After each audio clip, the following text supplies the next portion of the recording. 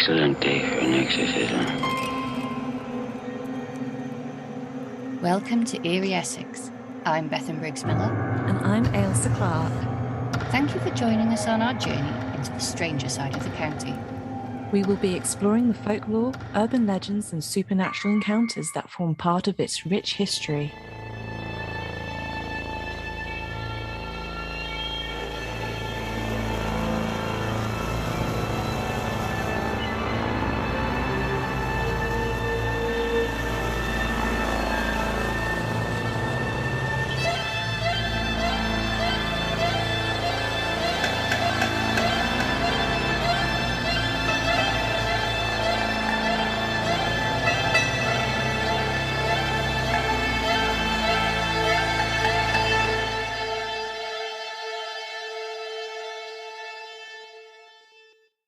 Well, welcome back. That was a really long episode and we've got to cut it in two here. So this next story from Bethan would have been in the first episode, but it was simply too long. So I rambled on about my wolves. I'm sorry. The wolves did it. The wolves did it, yes. And this isn't going to be any shorter. I'll try and shorten it because, no one wants to hear me waffling on for hours on end. Luckily, my last one is quite short, so it will work out in the end. Go ahead. Nature will find a way. Well, go ahead, Bethan. Okay, let me get my bits up. Get your bits up. Get my bits up. Get your bits up. Get your bits up. My next and last story you'll be pleased to hear is about Hainault. Is that how you say it? I've been saying it I've been saying it Hainault, but I'm sure the people of Hainault will quickly correct us. Yeah, if we're saying it wrong, please feel free to let us know. Do you know, I used to get so annoyed at these American podcasters who'd pronounce things like Peter, how do they say it? Borough? But they don't say it borough, they say it borough. Edinburgh is good. Edinburgh. When we do it, we're just as bad. We're just as bad, yeah. So yeah, exactly. I'm cutting them some slack now. Yeah. So this is Hainault, hopefully, and the Reverend Trevor Deering. And I had absolutely no idea what I was getting into here. I thought there was going to be an exorcism, nice little story, and that would be that. No, we're talking thousands of exorcisms, Ailsa. Literally thousands. So he beat the Jesuit priests then? Did. He seems like a genuinely nice chap. So I went through the newspaper archive because I like doing that. Love it. Love looking for stuff in there. It's a good time. And guess which decade this was in? 1970. Yep, we're in the 70s, as most things are with Exorcist. When did The Exorcist come out? It was around then, because when I was looking in the newspaper archive, it kept on coming up with, they're now showing The Exorcist at so-and-so in Southend. And so it was getting very confusing to find what stories were about exorcisms and what stories were about the movie The Exorcist. I do love that movie. It is a brilliant movie. And some of them were not quite as dramatic as The Exorcist, but they certainly had some interesting things happen. Let me just get my first little bit up here. Sorry, I keep telling you I'm getting my bits up. No.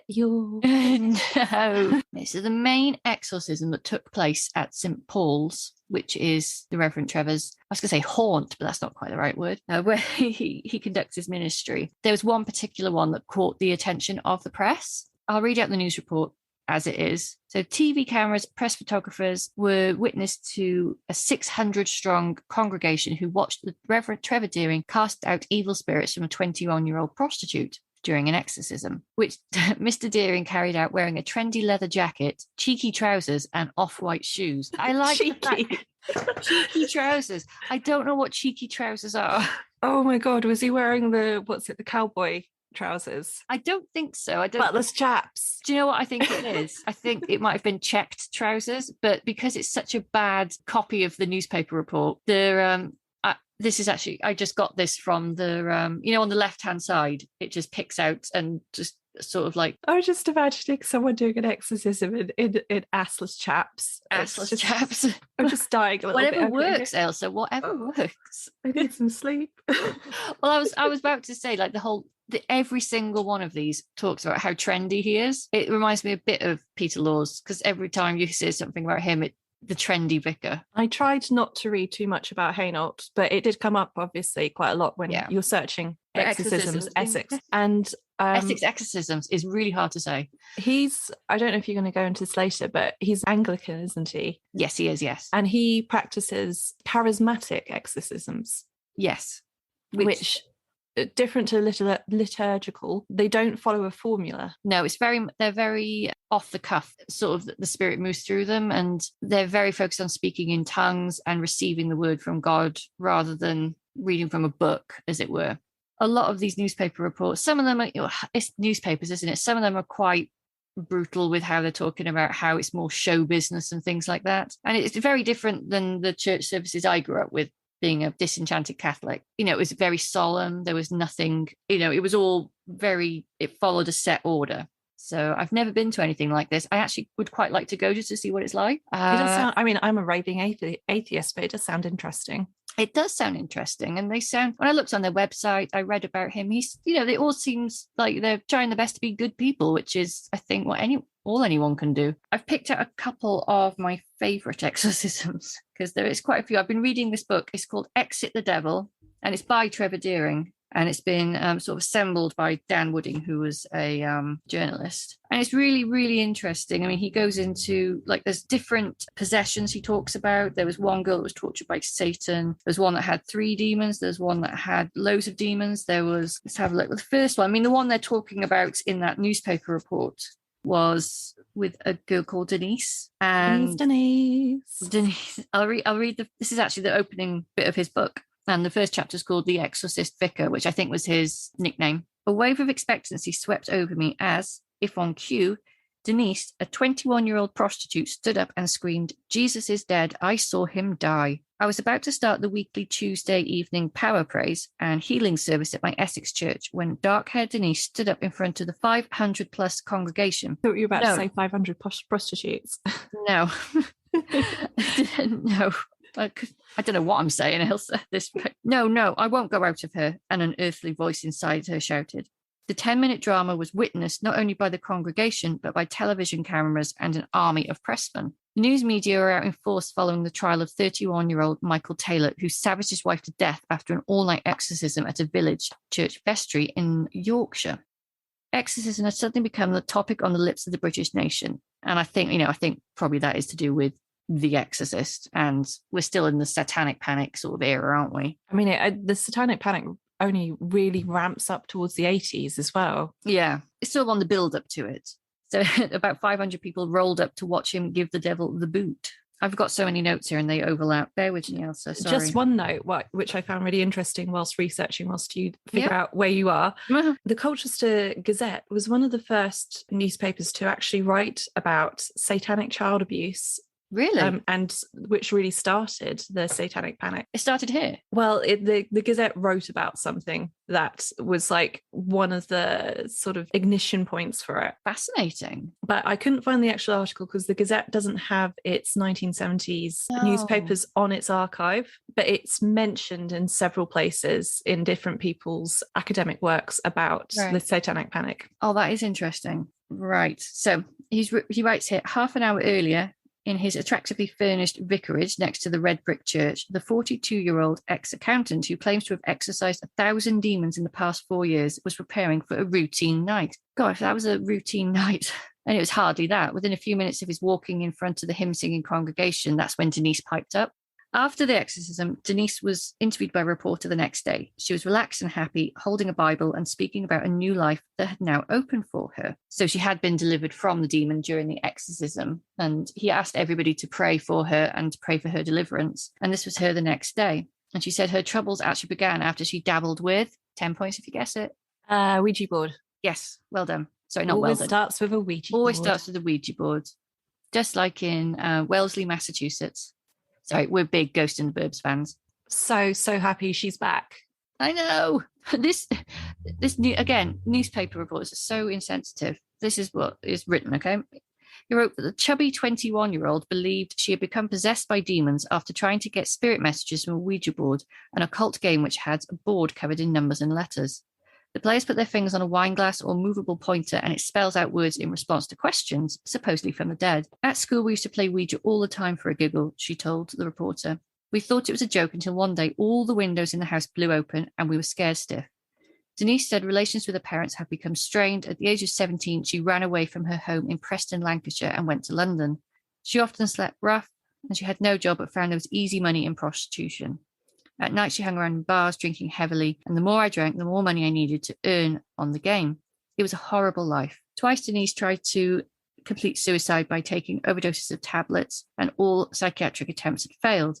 I knew I was possessed by the devil because I used to hear voices in my head. They were sexual thoughts. Denise had first come to Trevor Deering 7 months previously. He had prayed for her, but she had drifted back to a bad life. After the exorcism, she said, "Thank God it's all over. I'm cleared of the devil." And she doesn't remember much of what happened to her, but she remembers the feeling of it leaving her. Oh, this poor girl. I know, it sounds awful. Bless her heart. And the final exorcism was actually conducted in a small private ceremony of quiet prayer, and there was no screaming this time. And she says she feels so much better after what seemed to be a traumatic experience. So that's where it was this incident that really caught the attention of the press. And the book goes through, it's not just telling you about the exorcisms, but also his healing and sort of the journey he went on himself from learning about how, starting off from quite like I described how I started with my church. It was very sort of formal, very set. And then he sort of wanted to branch out and discover new things. And that's where he found this sort of, as you call it, charismatic mass called to him.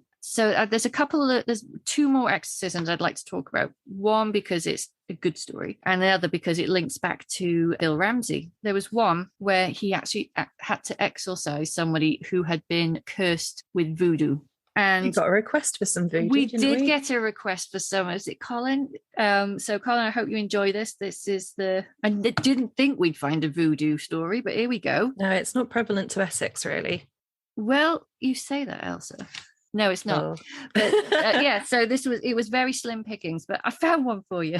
Marina, a heavily built West Indian woman, reeled with terror as she discovered a cockerel's head with horrible protuberant eyes staring up at her from the wooden dining table of her London home. For at that moment, she knew that a voodoo curse had been put on her and her house, and the terror of that chilling curse made her shake uncontrollably with fear. Her eyes rolled and her face twitched, for she feared she would soon be dead.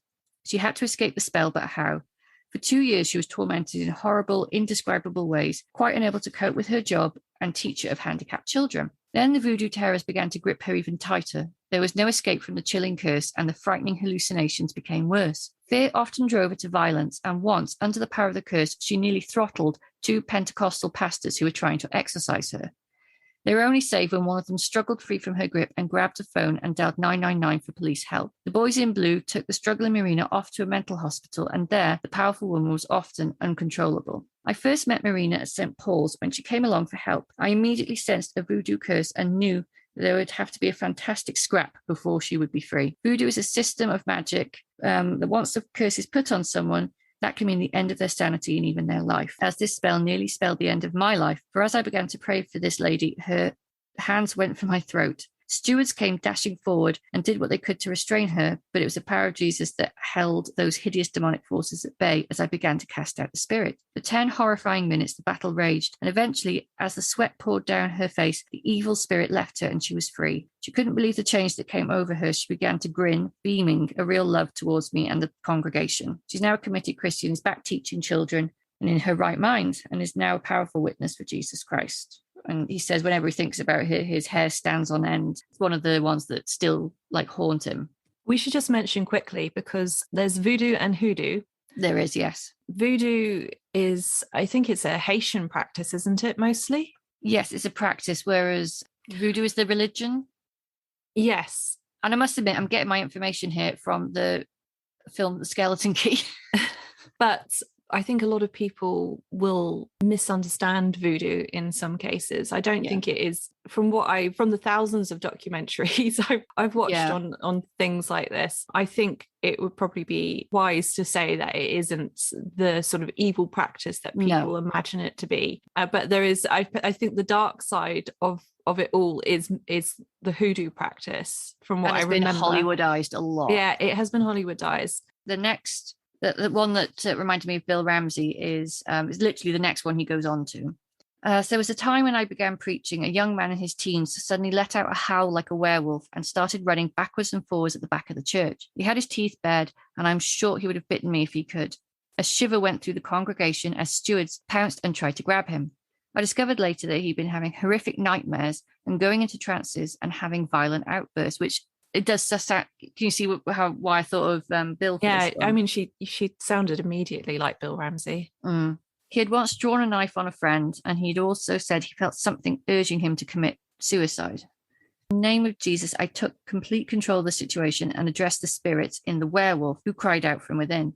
I told them their reign of terror had ended and bound them. Then I cast them forth in the name of Jesus. He crashed to the floor and then just as suddenly sprang to his feet and shouted, "Praise the Lord." Exorcism is without a doubt the most controversial part of my ministry, but it's strange to relate that I once strongly opposed it. Like many today, I felt it was a thing of the Dark Ages, like witch hunt, witch burning and slave markets. It didn't happen anymore, and it was putting the clock back to the Middle Ages and was misleading vulnerable and dependent people. And he goes on to talk about how he studied it and looked into it and found that he could help people with it. So, I mean, that one with the werewolf, that was something I was wondering with Bill, if you believed enough that it could help you. But he went to Connecticut really skeptical. So it again, nothing really sort of makes sense with that one. I mean, there wasn't the belief that this is going to help me. This was like, oh, well, I'll give anything a try, but I doubt it's going to work. So yeah, another sort of like dead end with that one. I was just wondering though, what kind of, I mean, I know it was a Catholic exorcism Bill Ramsey went under, Yes. but I'm imagining because it's America, it would have been on the more charismatic side, possibly, just the personalities involved. Yeah. And I suppose in that kind of environment, you could get caught up in the feeling. So maybe he went in not believing it, but maybe he believed it with the sort of force of the people who around him who believed it. Yeah. I mean, there was another, when I was looking at exorcisms in general, I came across, it's not to do with Essex, but I just found it interesting. This is about from a Catholic church and from Father Vince, who said that exorcisms are never done hastily. There is no such thing as an emergency exorcism. It once took him a whole year to exorcise a particularly indignant demon named Leviathan from a woman, even after the other 6 demons that had been possessing her had all buggered off. We should never give demons more credibility than they deserve. A demon cannot just jump out of one person into another. That would be great for a movie, but it's just not reality. I'm going to find more of that one because I found that was quite interesting, the Catholic position on it. But yes, we do have some extra notes from Peter Laws regarding that as well. We'll read out at the end. Yes, but yeah, that's my second story. I found out on Facebook that Trevor has had a spinal injury and he's in pain a lot at the moment. Oh dear. So just sending you, if for whatever reason you're listening, we hope you get better soon. Yes, feel better, Trevor.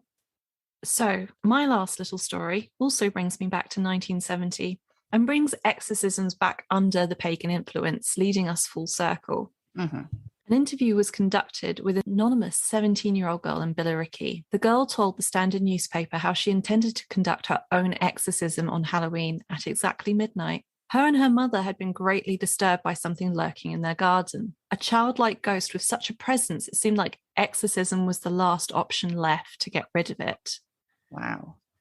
The ghostly entity seemed to come from a tree in the middle of their garden and was combined with the sound of a child's eerie voice singing the hymn, "All things bright and beautiful." That's horrific. Yes. The family dog, a pet poodle, was also said to be very wary of the entity and refused to go into the garden at night. In fact, it's connected to a tree. It sounds more, rather than like demonic or ghostly, sort of like natural, sort of like that sort of dryads, that sort of. Yeah, well, we're going back into the paganistic belief, aren't we? So the girl had gotten her advice on conducting the exorcism from a practicing witch who had told her not to disclose all the steps she needed to take to anyone else, but she did reveal that among the rituals she was intending to carry out, she was going to build a pentacle over the haunted spot in her back garden. She told the newspaper, "I chose Halloween because it's better then, but it could have been done on any Sunday night. I have to wait until midnight and then it will be Sunday. The ritual of exorcism is said to be very dangerous and I have been warned several times about it." So this was done anonymously. She didn't want to be identified. They do identify her, though, as a fashion model. Right. But this is, again, another young teenage girl being involved in the practice of exorcism in Essex. In Essex, yeah. And I think we've just scratched the surface here. I felt like with all my stories that they involved young women, they were being sort of picked up by national interest. It just made me feel like all of these, like two of them even affected the monarchy, and at a time where women weren't particularly listened to.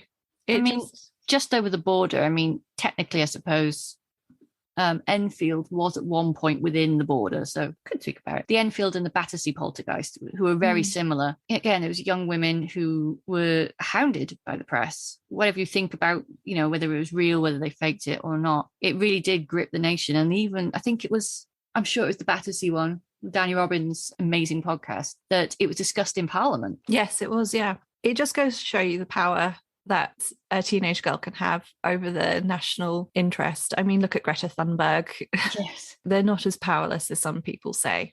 No. But there was no follow-up story in the Standard about the haunted tree or about the exorcism. Though we don't know if it happened. We don't know if it went well or not. There was suggestions that the tree was eventually cut down. Oh. See, every Irish gene in my body just went, oh no, you don't cut down a tree, a fairy tree. But there we go. I wonder what the wood was exorcisms. So we started in 1970 with a Catholic exorcism on a hostel for young women with babies out of wedlock. Went through to medieval times where we've got two very different exorcisms. Well, no, two very different cases of possession. And then we're back into the 70s with another pagan exorcism. Yep, and a Anglican. Yeah, it's obviously something that keeps the interest of the public. Yeah, Essex seems to be a hotspot. We're a hotspot for everything. We are, and I do love that. Have you been listening to any good podcasts lately? Only the new episode of Ghosts and the Burbs, which we obviously both love. We do love Liz Sauer. I haven't listened to them yet. I've sort of do you sometimes keep things as a treat for yourself? Yes. I really enjoyed, I don't know if you've seen it yet, but the Nigel and Juliet who sent us the night vision camera. Thank you again. They've just done a new video episode of the Witch of East Somerton. And it's an investigation they did. You'll find it. They're called Out There Paranormal. You search for them on Vimeo or YouTube or Twitter. You'll find them. It's a really interesting investigation. I don't want to spoil it, but they picked up far more than they thought they would. We should give a shout out to Reverend Peter Laws as well and his podcasts, Yes. Fightful, and the other one is called Creepy Cove. Creepy Cove Community Church. And he's starting to do another one as well, a history one. He's everywhere. He does get everywhere. But he did actually give us a few notes because we asked him a couple of questions about exorcisms and about how likely it is for someone to receive an exorcism without going through permissions.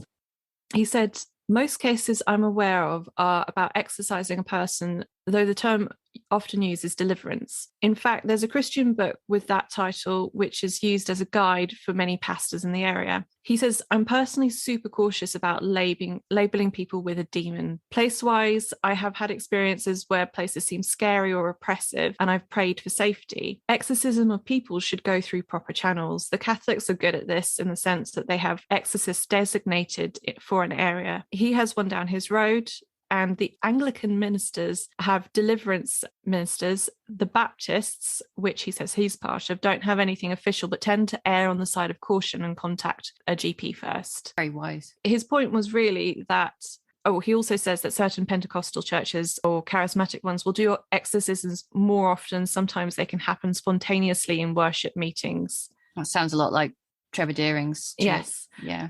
But his point was really is that it shouldn't be taken lightly. It could affect somebody's well-being, mental health. People have died during exorcisms. Yeah. So, Annalise Rose. It's the exorcism of Emily Rose is based on it. That was very sad. This psychiatrist who I spoke to about mine, in the end, he said he couldn't rule out a demonic possession. It's something we might not understand yet. So I thought it was interesting. Yeah, it's interesting coming from a psychologist. Yeah. Got to keep an open mind. So we should talk about Patreon and Coffee. Yes. We now have Patreon and Coffee. They're up, they're running, they're live on Patreon. Thank you to everyone who's already given. Thank you to everyone who's already given. We'll read out the names in a second. So on Patreon right now, it's £2 to subscribe.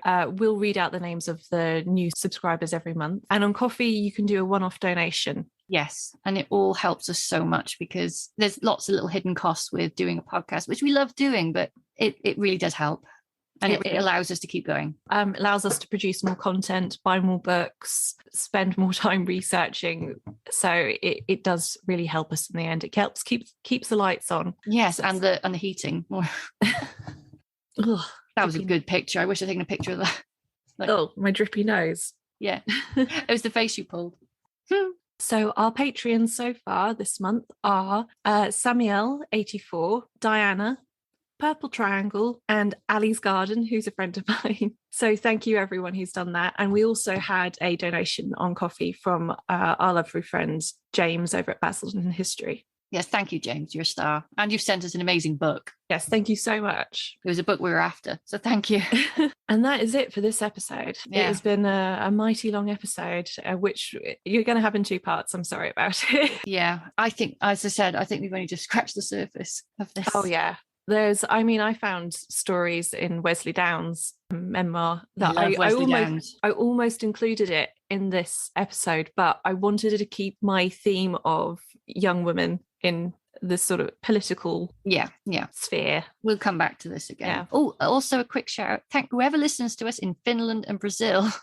Hello, because we keep getting on the charts there, and it's a real surprise. So thank you for listening to us. And we are going to start looking at as like one-off like bonus episodes. We're going to look at Essex in other countries, because Essex is a name that pops up a lot. Well, we did invade and take over a lot of the world at one point, not just Essex but the UK, which we obviously terrible things happened and we left that name all over the place. So we'll try and look at it from the standpoint of what came before and what came after as well. Yeah, we'll try and be very respectful. Yes. We have got somebody in Canada who's sort of like an honorary Lise. Hi, Lise. Honorary Eerie girl who's looking up stuff for us. Oh, I completely forgot. We also got a listener story sent to us by Ali of Ali's Garden, one of our patrons, and a friend of mine. And I'm just going to read a little bit of it out right now. So Ali started off by saying that she was just listening to It's All Fright on the Night, which was one of our previous episodes, and that she knew of a ghost at the Theatre Royal Haymarket in London. Their ghost light is in their main dressing room, which is the one that's always given to the main star of the show, because apparently this is where most of the occurrences have happened. So they don't bother keeping it on the stage, and it's up to the person in the dressing room to decide whether or not they wish to use the light or take the risk. Oh, I'd use it just in case.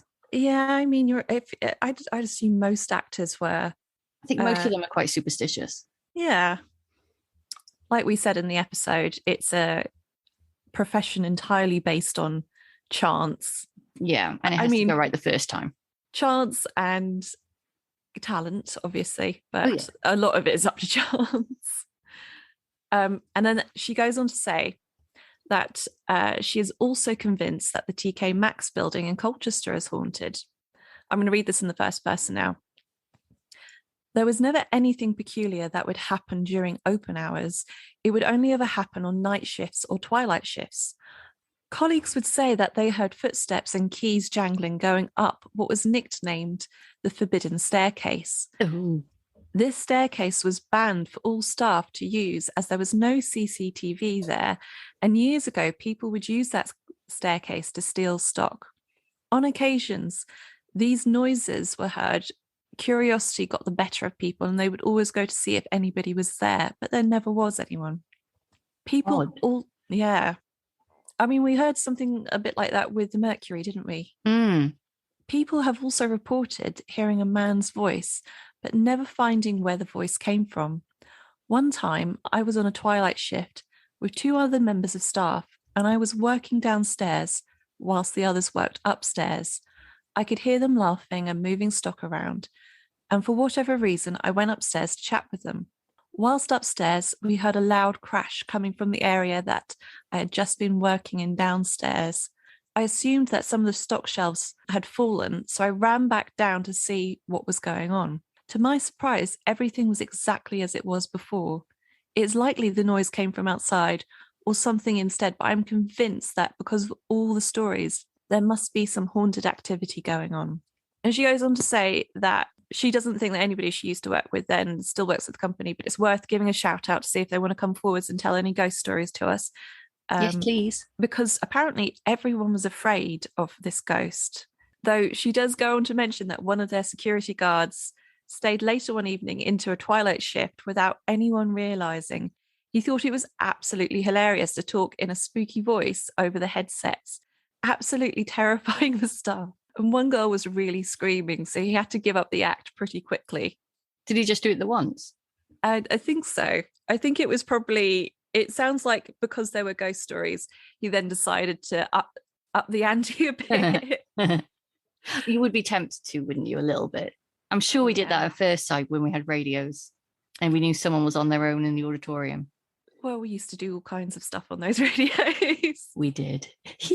I tell you what, though, that really reminds me. This isn't Essex, but can I share a little? Yeah, of course. This is Bridgend. It's it was when I worked at Bon Marsh, and Bon Marsh used to be next door to Topshop, and on that site before they developed the street and took down a load of buildings, there was a chapel there, and if you went out the back, the back of both shops, there would be tombstones just leaning up against the walls because they dug up the graveyard and decided to just leave the tombstones there, just like nicely. Wow. Leaning against the wall in a nice. Was this row. in like a busy area, like a centre of town place? Yeah, like literally the town centre in Bridgend, like the main street. Hell. Woolworth Street, as we called it, because everyone called the centre street that had a Woolworths on it in any town Woolworth Street.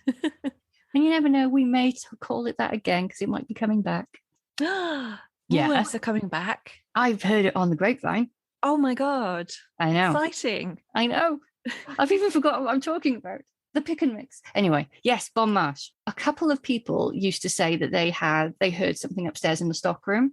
Stockrooms are quite creepy, aren't they? It's like the listener story we've got coming up with the costume shop. There's something about rows and rows of basically figures, for want of a better word, shapes on coat hangers and things. Yeah. I suppose it's like that liminal space as well. Like it's not somewhere. It's an in-between. Yeah. Like those things. Those things are waiting to go out and be sold to people. They don't really have any purpose until they're sold. Yeah. It's an odd space. Yeah. And there was one Sunday where me and a lovely girl called Hannah, we were on our own. And I think it was a really quiet Sunday. I think it might have been New Year's Day or Christmas Eve. Either way, it was where nobody was in town because everyone was at home. Why the shop was open is another question. I don't know. But we served like one person. And I brought in my capitalism. I brought in my dictaphone and decided to leave it upstairs in the stockroom. And we carried on with the day. It was really quiet. Topshop was shut. They shut really early, and there was literally nobody in town. It was like tumbleweed going past. And about an hour and a half later, I said, "Shall I go and get it? We can have a listen to it." So I did. And I went and got it, and we brought it down. And you could hear footsteps going around. There was somebody whistling. And then we just heard like this muttering, and I told the assistant manager, and she said, "Oh, that's really weird." And she was telling me that her family are all quite sensitive, and she told me this really like gut-wrenchingly horrible story about how her son, she thinks he's getting the gift because he saw a dark figure go into his bed. And then when she went to look, something pushed her away and there was a handprint on her trousers. Oh my God. So yeah, she knows what she's on about. And we went upstairs and I said, we were locking up. This was a different day. And I played it for her and she thought it was really interesting. And she said she'd heard similar things. And then as we were leaving and locking up, I said, "If anyone's here, can you give us a sign?" And there was nothing. And then I made the stupid mistake of saying like, "Oh, it's too frightened. It doesn't want to say hello to us." And as we were going downstairs, then there was this huge crash. Oh no. And we both, have you ever, like, where the hair on your arms and everything, like you just like get like fright. Yeah. So we just ran out the shop, didn't even go and look what it was. It was that scary. And then the Topshop told us that they are always finding themselves locked in the office. Something locks them in. And they hear people, they heard all the shelves rattling, they'd hear the stockroom, weird noises and whistling, but it would have been the same building at one time. There you You go. know, I really wish I had stories like that. But I used to work in museums in I know. Colchester, and I worked in holly trees, which we mentioned earlier in the episode in part 1. Are you a little insulted? I am. I'm really insulted. Nothing ever happened to me apart from that one time where my belt loop with the radio got caught on the prison door handle, and I screamed the house down. It reminded me a bit of Shifa from Weird Norfolk, because she said twice she's been asked by the ghost to leave the seance. Yeah, I remember her saying that in an episode. And that must make you feel really, oh, yeah. Just Oh, doesn't- yeah, TK Maxx. Which staircase is it? Is it the one the public can use? I assume it is. It is a bit weird. It doesn't have any CCTV on, and it's still being used by the public as well. But I guess, don't know. Oh, yeah, please, if anyone works there or anywhere, any of the shops in Colchester, at the main... Or anywhere in Essex. Oh, anywhere in Essex, yeah. Anywhere. Literally. And to be honest, even if you've got a story and it's not from Essex, we'd still like to hear. And it's goodbye from Elsa. And it's goodbye from Bethan. Bye. If you have more information about the stories you've heard on this episode, or just want to send us a story of your own, it doesn't even have to be Essex. We'd just love to hear them. Please send them to eerieessexpodcast@gmail.com. We also have Twitter, Instagram, and Facebook accounts, which you'll find under the name Eerie Essex. The Twitter account is Eerie_Essex. And we now have Coffee and Patreon if you'd like to support us. It would also be really helpful if you've enjoyed the episode, if you could leave a review, even if it's just a rating. It really helps us.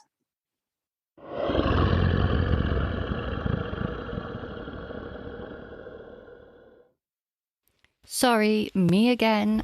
Since we've recorded this episode, Colchester Museums have just posted on their social media a really cool thing that could possibly be happening this summer, which we at Eerie Essex are very excited about. This summer, they have the opportunity to work with the famous Museum of Witchcraft and Magic in Boscastle to curate a new exhibition at Colchester Castle. The Museum of Witchcraft and Magic houses one of the world's largest collections of items relating to witchcraft, the occult and magic. And some of these are hoping to be displayed in Colchester Castle over the summer. But in order to make this happen, they need our help. They're hoping to raise £15,000 before the 6th of June so that they can make this go ahead. You can donate at www.artfund.org/wicked-spirits, and I'll put a link for that in the show notes. Best of luck, Colchester Castle.